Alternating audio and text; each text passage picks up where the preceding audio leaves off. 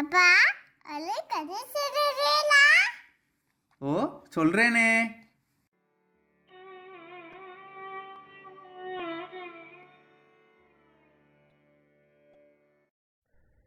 राधे कृष्ण। पूज्य श्री श्री अम्मा की जय।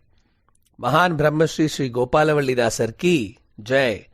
भारत माता की जय। छत्रपति शिवाजी महाराज की जय।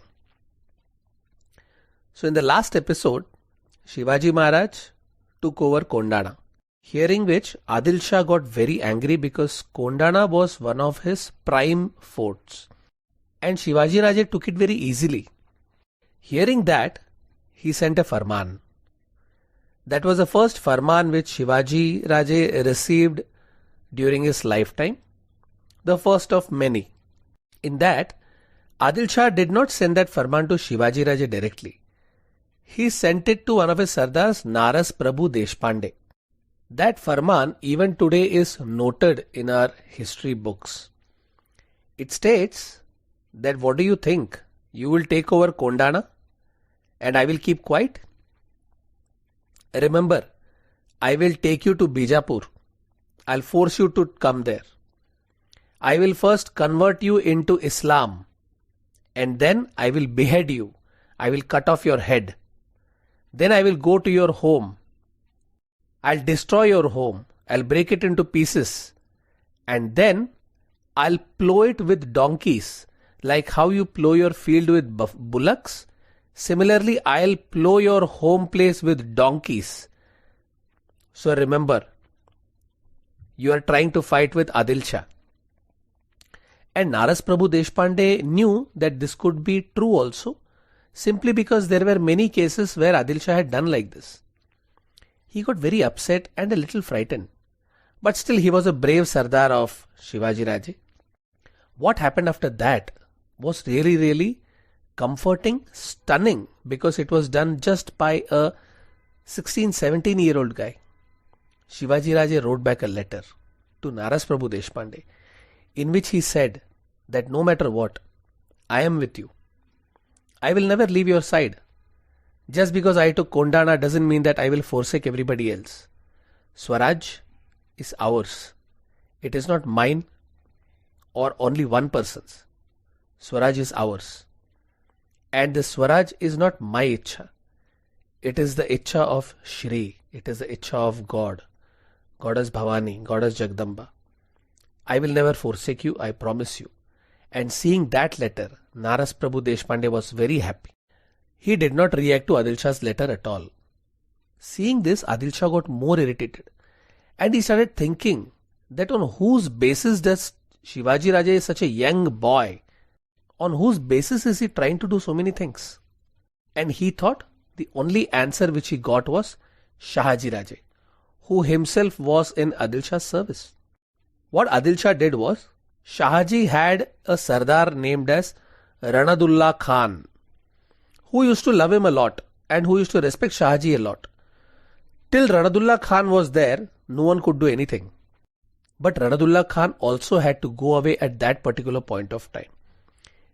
Seizing the opportunity, Adil Shah sent Mustafa Khan, who had just become a wazir in his court.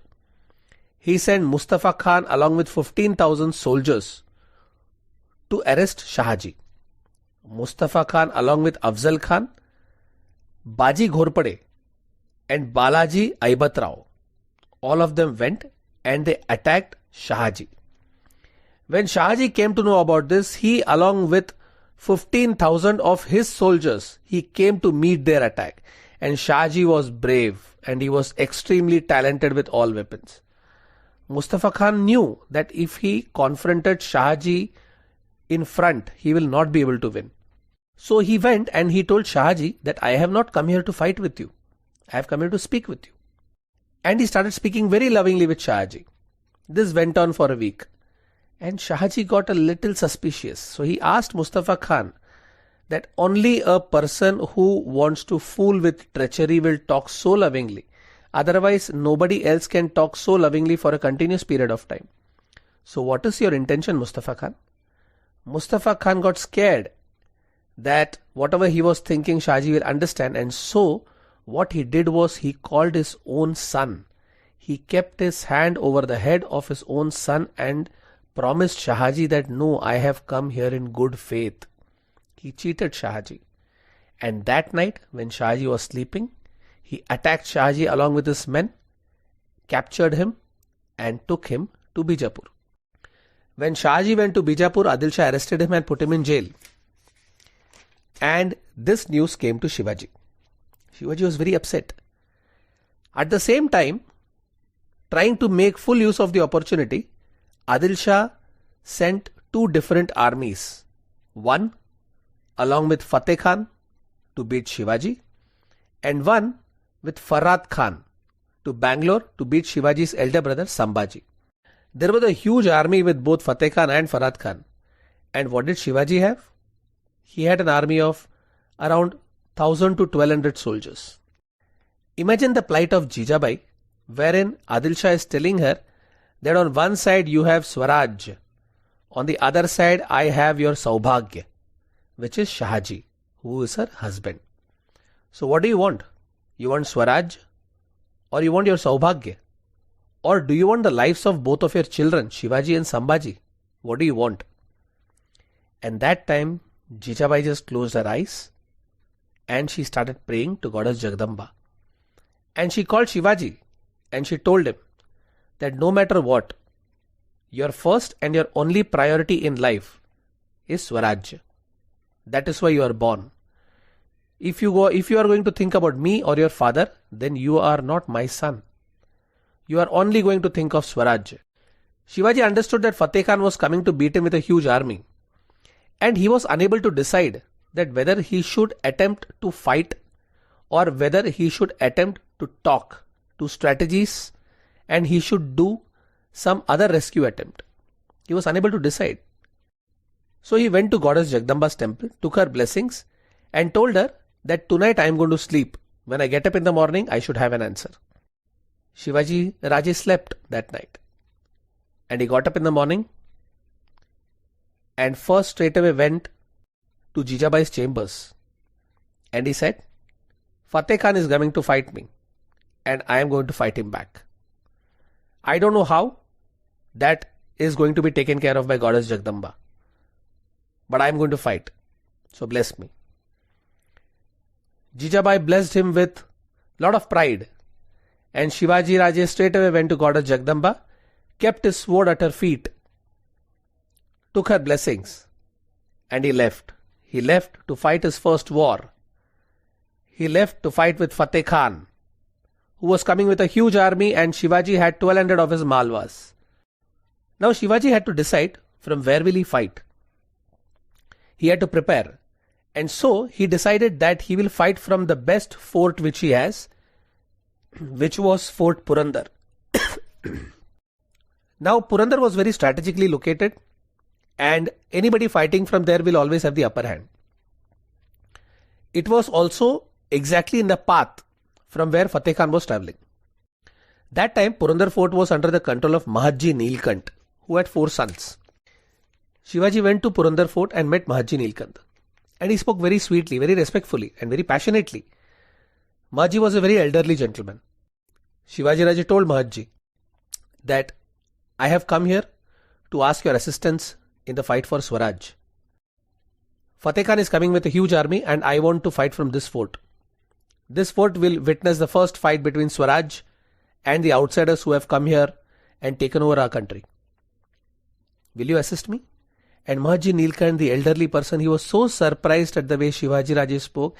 An 18-year-old boy here coming to him and talking about Swaraj, leading an army of only 1200 people against a huge army of 8,000 soldiers of the Adil Shahi regiment, against a Sardar who is like Fateh Khan.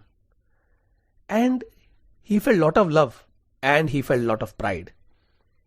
And he said, Raje, this fort is yours. I am yours. 4 of my sons are yours. Everything we have is yours. Take it. Lead the men and win us Swaraj. Shivaji Raje was very happy and he called all his soldiers to Purandar. Now, after Shivaji decided that he will fight Fateh Khan from Purandar, he decided to do something very, very exciting. At that time, Fateh Khan was accompanied by Balaji Haibat Rao, who was joining him from some other location. And that time, he was placed in a place near Pune towards Satara named as Shirwal. And he was placed in a fort named as Subhan Mangal. He was placed there with a small army of his own. Shivaji decided that before he leaves from there, Shivaji himself will attack Balaji Haibat Rao. So Shivaji called all his sardars and he asked, who amongst you will go with a small army and attack the big army of Balaji Haibat Rao at Shirvat in the fort Subhan Mangal? All Shivaji Maharaj, all sardars lifted their hands and I will go, I will go, I will go. And finally, Shivaji selected Sambhaji Kaoji. Sambhaji Kaoji left with 400 of Shivaji's Mavlas and he left for Shirwal. They reached in the night and the attack was so ferocious. They attacked so hard that the soldiers of Balaji Haibat Rao did not understand what came and what hit them in the night. All of his soldiers were killed and Balaji Haibat Rao himself was killed. The fort of Subhan Mangal was won. Hearing this, Fateh Khan became extremely furious and he ordered all his soldiers to attack Purandar that same night. He was accompanied by Musse Khan and other soldiers among his regiment. Now Shivaji was expecting this the moment he had asked Sambhaji Kaoji to go and attack Shirwal Subhan Mangal. He knew that hearing that news, Fateh Khan will definitely march towards Purandar with full speed. Shivaji Raje was such a strategic leader that he was always not 2 but 10 steps ahead of the enemy. Before Fateh Khan could reach the fort of Purandar, Shivaji Raje already knew how many sardars were controlling how many units in Fateh Khan's regiment, what was the strength of each unit, what was the strength and skill of each sardar, when the attack was going to happen, from which side they were going to do, and all this he knew in spite of mobile phones not being there. Those were not the days when they had mobile phones to inform each other. No. Shivaji had spies, and he has spies so good who could be a part of the army and again quickly come back and inform Shivaji Raje about every single act of the enemy. Shivaji placed all his soldiers in Purandar fort at very, very strategic locations. And all he did was ask them to wait. He had specifically informed them that till the time I don't tell you to attack, you will not. And Shivaji Raje waited. Fateh Khan came. He was having a huge army. He came towards the foothills of Purandar fort. He could see Purandar fort now. As soon as he saw Purandar fort, Fateh Khan was angry and he asked his soldiers to march. His soldiers started marching. They started coming closer and closer and closer. And what happened after that? We'll see in the next episode.